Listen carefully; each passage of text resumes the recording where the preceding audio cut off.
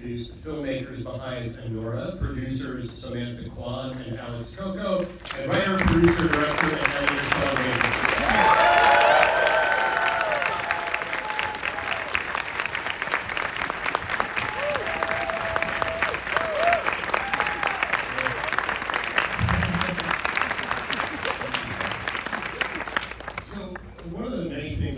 This movie is that, as far as I can tell, it's all location. It doesn't seem like there's any sets or stages or anything like that, which is something that's common to all of your movies. And it's what makes the movie great, but I think it also creates some logistical challenges. So I guess to start, I'm just curious, Sean, if you could talk a little bit about that approach and what you think, what it gives you, what it gives the actors, and what do you think it gives the audience? Well, first off, hi everybody, thanks for coming out. Thank you for asking that. That's an original question. Thank you. Ross Roeder is our amazing location manager, and he basically found all the locations that I wanted for this film.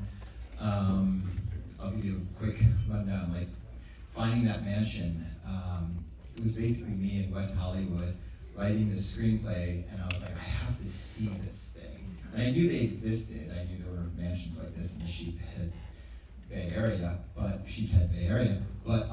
so I just basically Googled biggest and best mansion in Sheephead Bay, and this thing pops up, and it's in Mill Basin, which is like the neighborhood next door, and so it's geographically accurate and all, and it happened to be on Zillow.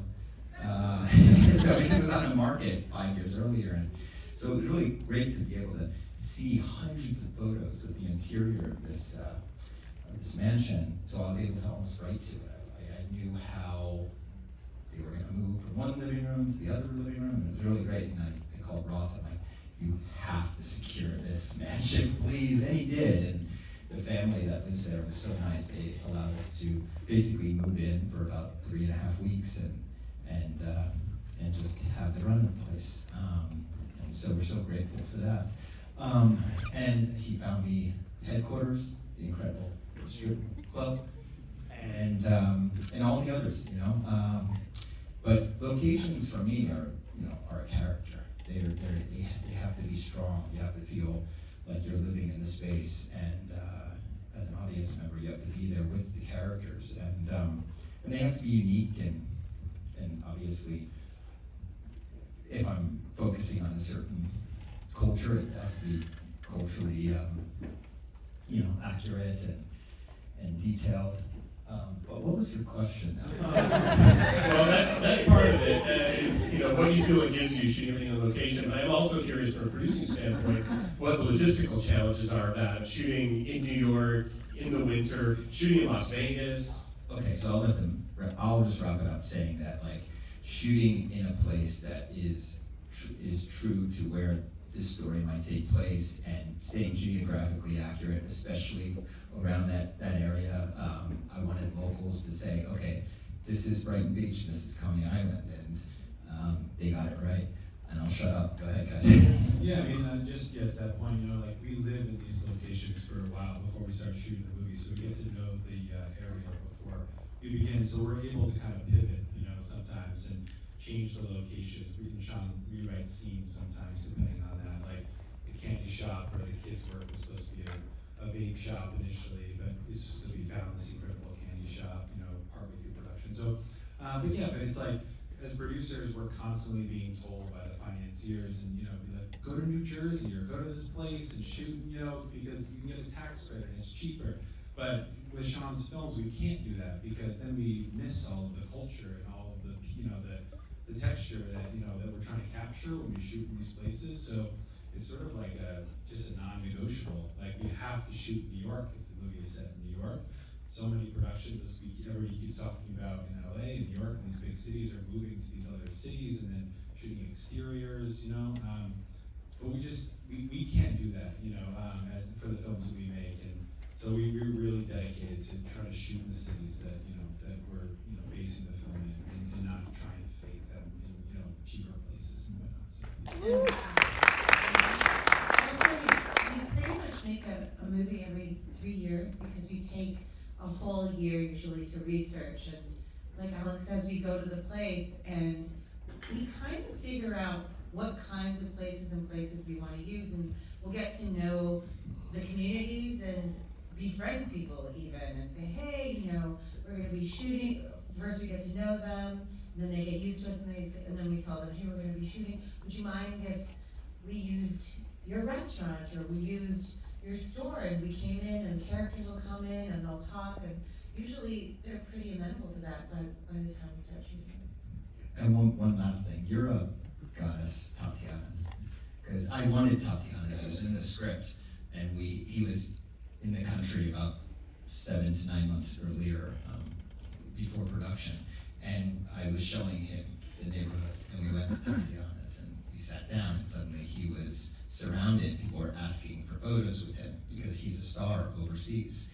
And it was at that moment that I was like, and we want to shoot here with him. What do you think, guys? And I was like, oh yeah, definitely. So that can, sometimes talent can open the doors. Well, that whole point about immersing yourselves in the culture, and the thing I love about this movie, about all of your movies, is that you always find these interesting subcultures and kind of just plunge the audience into them. How do you choose these cultures? And how did you land on this idea of doing set amongst the Russians in Brighton Beach? That comes from Karan Karagulian, who plays Toros in the film. Yeah, he's amazing. And I'm glad people are finally seeing that, because he's been in every one of my films, and he's a good friend of mine. And after a film I made called Prince of Broadway, we were actually thinking, oh cool, thanks. we were thinking of telling a story in Brighton Beach. We actually wrote a whole script. It's a buddy movie, and in the gangster world. And it was because when he came over from Armenia in 1990 after the fall of the Soviet Union, he landed in Brighton Beach. He was basically selling caviar on the street corners of Brighton Beach Boulevard just to get by, and has a lot of stories from that world. And eventually he actually married a Russian American, Lana, who plays his wife in the church scene. And so he's very connected. And it was just something that took us a very long time to figure out what the actual, after this other one was discarded, like we knew we still wanted to do it. Oh, and it was actually, we made a fashion film for a wonderful boutique label called Kate, K-H-A-I-T-E. It's out there, it's on the web. It's an homage to Walter Hill's The Warriors. So I got to go to, we went to Coney Island. We shot there in the middle of the winter. And I remember us being on the boardwalk, Alex and I, and it was dead of winter, and we were looking around Coney Island and just saying, this looks so beautiful in the winter. You have the snow all over the cyclone and the Wonder Wheel, and I think, remember that idea on the back burner? Let's bring it up. I think that's gonna be, and that was in post-production of Red Rocket, so it was during that time that I was like, okay, I think this is the next one. So I have to thank Kate for putting us there. So you're in post-production on Red Rocket, and you start thinking about this as your next movie. So what kinds of conversations are the three of you having at that point? I mean, do you bring them in just when you have the idea? Do you wait until you've written some of the scripts? How early are all three of you talking about the movie? We happen to be sleeping next to each other, because we're married. And Alex is a very good friend. He's sleeping next to us. On the floor. No, we're a team now. We're a producing team, and we really love it. And so we're there. Everybody is in on it from day one. Yeah, but Sean, he likes to sort of cycle through ideas, and he'll be like, oh, I thought of this idea for this character, or there's this actor that I like to work with, or sometimes it's different projects, it's different, so we kind of just wait until he sort of it's like this roulette. It's like eventually the thing sort of reveals itself as the project that he wants to go forward with, but he has multiple projects always in the back burner, so it's sort of we're just kind of waiting to see which one sort of solidifies and then reveals itself as the one that he feels most passionate about for the next project. But we knew this one was going to be about a very kick-ass young woman. I think pretty early on. Well, obviously that makes the casting of Annie, extremely important. The movie's gonna kind of live or die on her. And I know I've heard interviews with you, Sean, where you talked about seeing her, Mikey Madison, in Once Upon a Time in Hollywood and Scream and all that. But what was it about her that made you know she was in? How did you know she could do this? Because I mean, as good as she is in those movies, this calls upon her to do a whole other range of stuff. Well, yeah, it was just a combination of those two performances. I mean, she's very unique. She's unconventionally beautiful. She can go to intense places. And in Scream, I think she doesn't get enough credit for actually bringing a lot of humor to that role. She's a young adult who's full of attitude, and the way she's dropping one-liners. It's actually really, we knew it in the theater. I mean, Sam and I saw Scream opening weekend at that landmark Sunset 5, and we were in the theater and she's our Annie. Let's just call her agent the minute we step out of the theater. No audition, just an offer. And it was the easiest casting process ever. I mean, we had a coffee with her, and when we sat down, immediately, I was a little taken aback because she's nothing like those characters in Once Upon a Time and Scream. She's quite reserved and soft-spoken, and so that actually gave me confidence because it was like, okay, she wasn't typecast. Those were performances, and it was during that meeting that she said, yeah, I'll do whatever. I will give me a dialect coach. I want to do an accent. I will, obviously take pole dancing lessons. Everything that's required for this role. That's what a director looks for. You need, or a casting director, you need that enthusiasm. That, I've tried to convince actors to do roles, and it always goes wrong. It doesn't go right. You need the actor to be returning the enthusiasm to you and wanting to do it just as much as you want to do it. And so she showed that to us. And plus, we also bonded over some movies. Slowski's Possession is one of her favorite films. I mean, come on, how can you not cast somebody whose favorite film is Possession?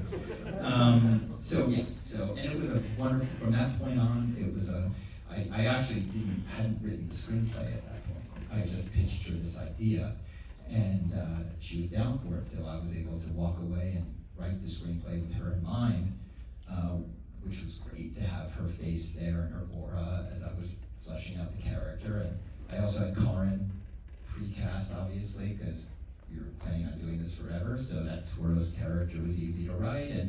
And also Yura was essentially a pre-cast before he even knew it, because I had seen him I saw him in Compartment Number 6, the wonderful Finnish film. Yeah, it's a wonderful film.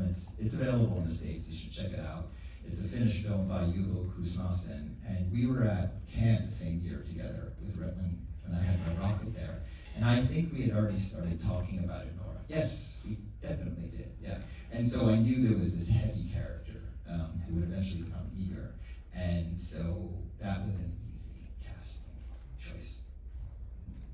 I was going to say, to your point about, Mikey and, the actors being dedicated, it's like, not just the role and whatnot, but it's also the way we make movies. We're making these tiny little, this one was made for $6 million in New York, which is like very small considering, New York City and the traffic of shooting there. We were dedicated to shooting, obviously, in location, as we said, but, in that way we have to save money in places. So, Mikey isn't necessarily getting a trailer. She's not going to have, like the certain things that maybe some actors are used to or and sort of are requirements for them to be able to like work on the film. We have those conversations early on, and it's interesting, the people who were like just totally down for that, and they're just like they want to be part of the process, and we explain what that process looks like to them, and so it's important, for Sean, for us to like find those people who want to go on that journey with us. So.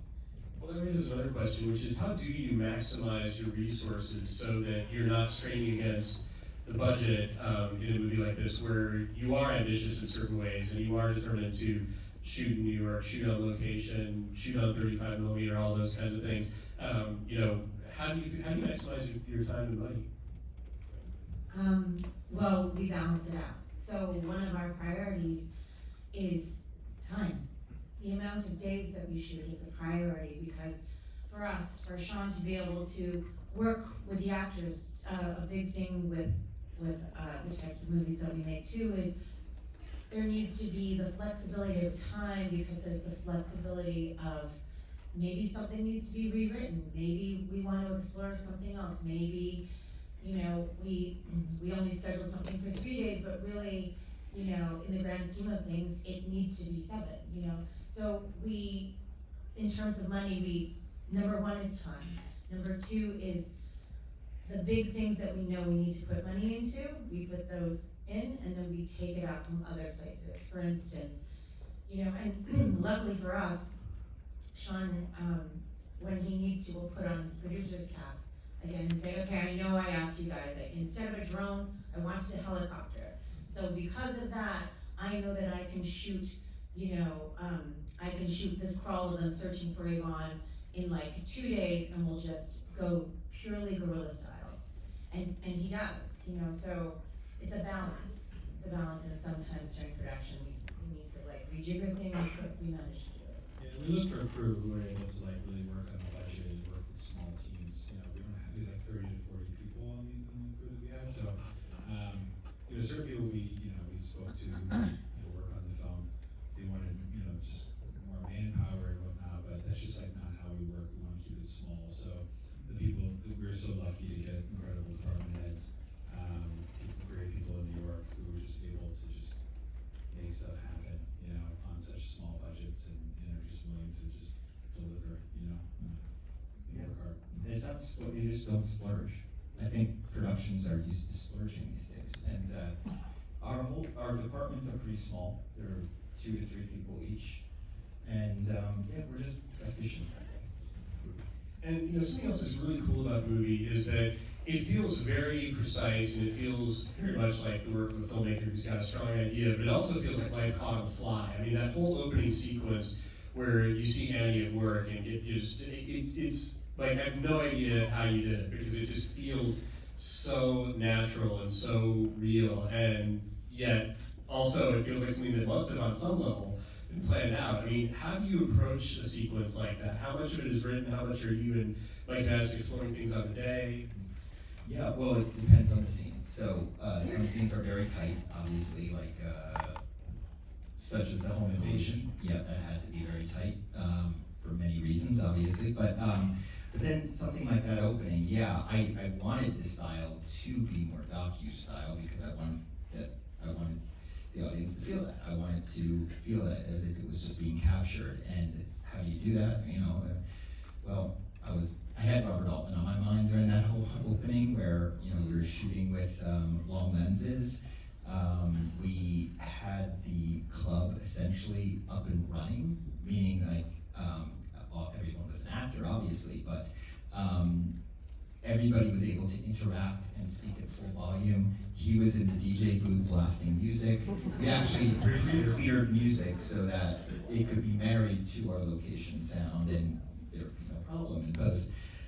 And then Mikey was on a wireless mic and an earpiece, and I would be able to tell her what to do. So I would say, okay, go over and approach the guy over on the right. And she would be approaching a background actor who was essentially a stranger to her that she had never met before, and have to do this interaction. And so that was the most underwritten part of the script, because it was just basically like, Annie approached this client, and they go to the private. Annie approached another client, they go to a private. And so I really relied on Mikey, and Mikey, my God, delivered gold, 30 minutes of gold, because we ran, I think, 10 full mags. 2 with a telephoto, just following her around, and 1 where Drew followed her around, handheld. And 30 minutes of just watching Mikey just give me variation with every interaction. It was incredible, because she had done her research. She spent time in that club, she had shadowed dancers. She spent a month in New York before we shot, so she really understood it, and yeah, it was that's how we did that part. Yeah, and I think like that bravery of like for Sean as a director to like just shoot with like music playing and you're just capturing stuff and whatnot. Like Sean's also the editor of the film too, in addition to the writer and the director and all these things. So that really helped helps because he's thinking about that stuff while we're on set, you know. So the big no-no you get taught in film school is that you gotta turn everything off, you know, not just music but fridges, and you gotta, all these things. But Sean's able to kind of like edit in his head while we're making it, so that therefore we're able to just embrace that stuff and just allow that texture, that sound and things to come into the film, and then use it in the edit, which he's done multiple times. There's a lot of times where like the sound guy would like cut, there's a siren, and Sean's like, no, it's fine, Yeah. and then it makes it into the movie. I fully embraced it after Florida Project.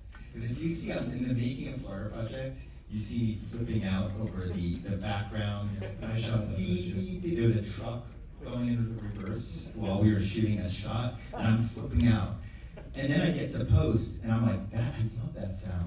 I love that sound. I would have put it in there anyway. So from now on, I'm just accepting anything. If there's helicopter, if there's planes overhead, if there are honks, just take it in. It's life. Why not? Yeah, I mean, that whole opening sequence, I really feel like it's just, that is like the best acting I've seen all year in terms of Mikey Madison, just like the little nuances of the different ways that you can see the character reading each guy. Like, what does that guy need, or what does she think he needs, and what does she think is going to separate him from his money? And all. It's just like an absolutely incredible It sequence. really is, because Mikey was, her performance really is, because I was able to see the way that she understood. Mikey was performing as Annie, who was giving a performance that night. With every individual client, she has to perform in that moment. She has to, like you just said, read this guy. What do I have to say to charm him, to get him to a private? So then, like you were saying, that's sort of the opposite of that spectrum is the home invasion, which has to be very planned out, and that's an incredible sequence. And I was wondering if you could also talk a little bit about what kind of planning went into that. How long did you take to shoot it? What were some of the challenges? I mean, I watched it and I just thought, you're poor DP, because shooting this thing that has to stay in continuity over however many days you were doing it, it's just nothing but a wall of glass around. It was challenging shooting in that house because of the reflections, because we were super lucky that we scheduled it for 6, we shot it in 8. But the weather was pretty consistent, so it wasn't, if it started snowing or pouring one day, we would have had to lose that day, which would have been terrible, but yeah, it was challenging. Do you want to talk about? Yeah, we shot it in order, so that all that. But Drew James, our VP, is incredible, and our gaffer Chriselle. Yeah, they just made it work. And we did some post production, some color correction, and whatnot, to smooth everything out. But it was a hard sequence because Sean was really trying to shoot it in real time, and he was discovering things as we were shooting it because we were shooting it in real time. So there was like a couple days in, Sean decided to rewrite stuff, the night that night before the next day's shooting because some things changed the day before, when we shot it. So everybody showed up to set, and Sean was like, all right, I rewrote the whole thing. This was the night before Toros, Karin had a whole bunch of monologues. And then he rewrote it the night before. And Karin shows up and he's like, okay, I'm ready. I think I'm ready. So he said, okay. And then Sean goes, I've changed everything. Order, I didn't rewrite it. It was significant enough that we all Even had then to it was like, you saw his face go, what? So we stopped down. We were all like, all right, we'll have a meeting, and Sean's gonna run through the new changes, and we ran around the mansion, showing us the new beats and the new blocking and whatnot. And it was like, it's so much simpler, guys. It's so much simpler. That's his big pitch to us as he was doing this. And then my DP Drew turned to me and just goes, this is so much more complicated. But the scene was definitely better. Everyone knew it, so it was just like, we'll figure it out. And that's when we went from 6 to about 8 days, and we had to add days. We mentioned Drew, the DP, and I've talked with him, and he talks a lot about how you guys were sort of influenced by 70s movies, especially the stuff that was shot by Owen Roisman, like French Connection, things like that. Talk a little bit about that influence. Like, what did you learn from those Owen Roisman 70s movies, and how did it apply to this? Well, how to shoot New York, especially New York at night, and using the 2:3:5 aspect ratio to really take it in, especially with an ensemble cast where I want everybody in the frame. So, his use of the widescreen format, especially in taking a Pelham 123, is so incredibly impressive. And really use that as a guide, but also spaghetti westerns as well. I mean, I have, the way I wanted to always have our motley crew, spread throughout the frame. And we didn't I don't know how he got those exposures on New York City street, especially some of those dark streets in Coney Island and Brighton Beach. But we did push the negative at 2 stops sometimes. We had an area flasher, which would flash the negative and give us 1 more stop of luminance, which is essentially pretty much a no-no these days. They don't use I was just going to ask, did that make you nervous as producers? No, because I trusted Drew and I trusted Sean, and people have done that for decades. Like we just haven't done it recently. So, in PhotoChem is incredible. They take care of us in terms, making sure that everything's processed properly. And Drew shot Red Rocket too, so we were completely comfortable with what he suggested. He's a running gunner. He goes fast. He's an incredibly fast DP, faster on film than I've seen some cinematographers be on digital. Yet everything always looks, for lack of a better word, glossy. He delivers the quality, without it looking too crunchy. Well, I mean, you might be sick of people asking you about this, but I would like you to talk a little bit about shooting on 35 and why you shoot on film and what you feel like it gives you. And most importantly, I'd like you to talk a little bit about sort of dispelling the myths about it, because I think you brought up a point in other interviews, and I've heard other filmmakers, like the guy who directed Strange Darlings, other people who've shot on film recently, address this issue that it's sort of a myth, this idea that it's so much more expensive and so much more difficult than shooting digital. Yeah, of course, it's an extra cost. There's no doubt about it, right? Yeah, but it all comes down to your shooting ratio, and I've always pretty much come in under about 10-1, right? So it doesn't break the budget to shoot on film for us. Also, as I just said, Drew is extremely fast, so there's no problem with speed. There were a few times where there was a rollout in the middle of an important take. I was like, oh! But that comes with the territory, where you're getting a better image, in my opinion. You are also, I really do feel it's, for filmmakers right now, we have to realize that we could lose this medium. I've heard about certain streaming companies having tech specs that they give to filmmakers, that it's all digital, Aero only, which I think is terrible. This is the medium that created this art form. We shouldn't let it go. We shouldn't let it fade and go away just because a supposed cheaper and easier one comes about. And so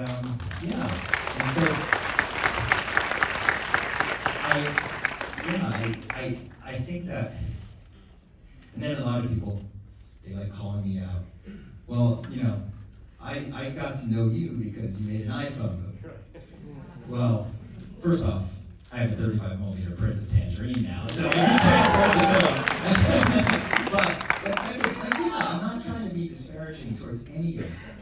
Half of my filmography is shot digitally because of budgetary constraints. And ultimately, ultimately, we all know content is the most important thing. That is, it's the strength of your content. And not always your canvas.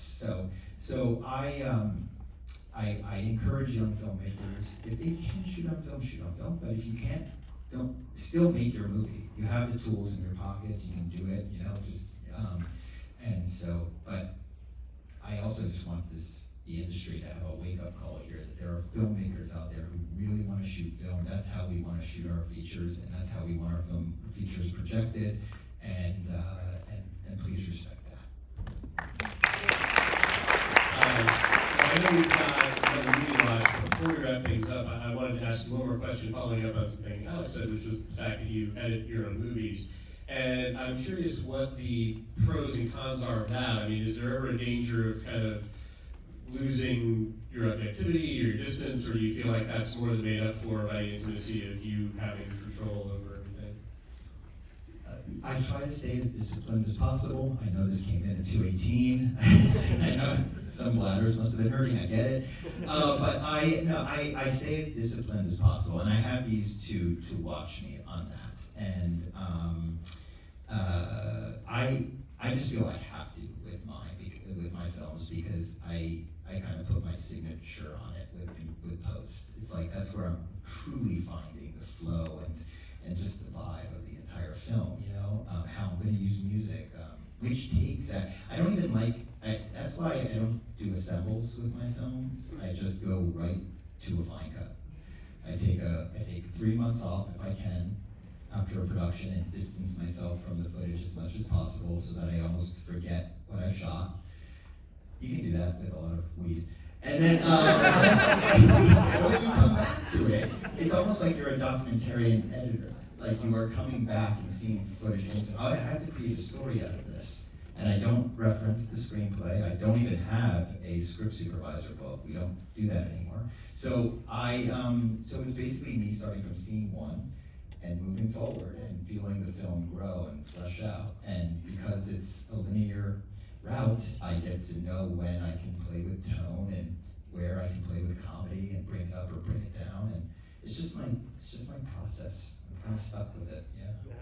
Alex will like this. Today we were working on a featurette for Anora, like a behind-the-scenes featurette, and Sean was looking at it and giving notes, and he turns to me, he's like, I don't remember shooting this scene. And I was like, you don't remember anything ever, because he blanks everything out after production. But the cool thing about that is, when he comes back with fresh eyes, everything, he really does. Let's say if he decides, I don't really like this scene here, it's not like he's married to anything. That's where like the third part of the writing process comes in.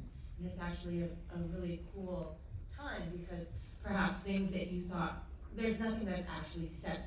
This is different because the story is so linear, like he said, but things can move around and shift, and it's really interesting to watch. Yeah, and it's cool because the three of us work. We watch as much as almost all the time when he's editing. He always has one of us there, both of us. But yeah, the editing, like Florida Project was edited in their bedroom, and where Rocket was as well. And this one was like a separate apartment. This was basically like an extension of their apartment. I don't know. It's like so. I don't know. To me, it always feels like we're just like shooting a movie we're editing a movie over the weekend, like with our friends, like some movie show. You know what I mean? It's like so intimate and small, and like I'm in some bay at some place and getting served lunch. Like he likes to edit at night, so we start at like 9 p.m. and go until like 4 in the morning. So that's every day. So It's not healthy.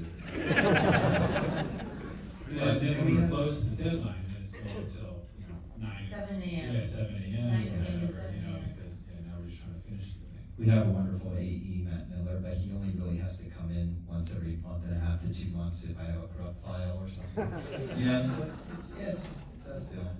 Well, it's clearly the approach that works. I mean, I've been a fan of yours for a long time. I think this is easily the best thing you've ever done. And I'm so glad that you're all getting the accolades you deserve for this thing, because it's a great movie. And I really appreciate you all coming in and talking with me.